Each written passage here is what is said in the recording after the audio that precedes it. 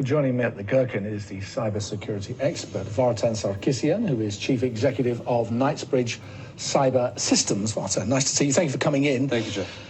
The thing that puzzles me is, what are these cyber criminals looking for? It really varies. Some criminals are looking to just have fun, to see if they can break a system. So it's a game? It's a game for some of them. For some of them, it's a social recognition. So they're trying to become recognized in their community or hacking community. So the big shot who bust into Microsoft. Exactly, right. For others, it's actual crime. So they're trying to obtain credit card information or access to bank accounts. And then you have other types of hacks which are more to do with state-sponsored or industrial espionage. It seems to me a difficult number to quantify. We heard there that it's more than 20 billion, somebody says. But do we really know that? Because my guess is that many companies that have been hacked won't admit it. Yeah, that's exactly true. What's happening is that a lot of companies do not want to report these hacks and breaches because it damages their brand value. Why would you want to bank with a bank that has a hole in its systems? Exactly. But the problem is, unless we all start coordinating and start talking to each other, this problem is going to get worse and worse.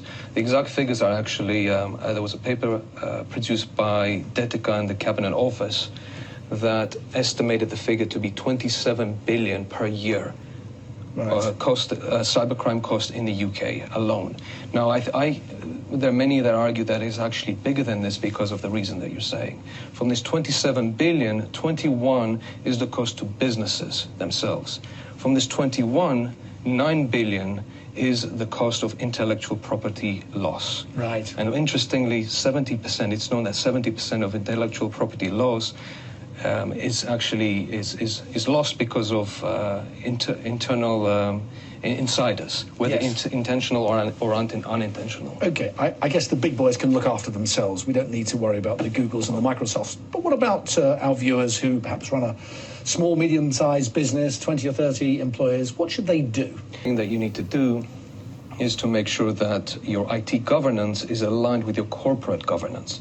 A lot of companies shrug the IT department and security department as a small IT issue, and they don't take it seriously.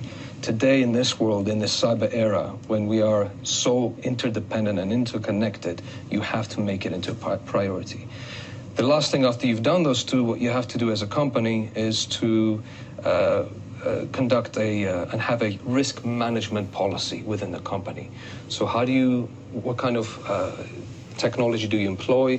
What kind of policy do you actually establish? How is it affecting your clients, your partners, and so on? You have to be on the case. Right. So that's internal. Listen, Vartan, yes. I'm going to have to stop you there. I'm sorry, we're running out of time, but I get the message. This is something that we have to focus on and take seriously day in, day out. Absolutely. Nice to see you. Thanks a lot. Likewise. Thank you, Jeff.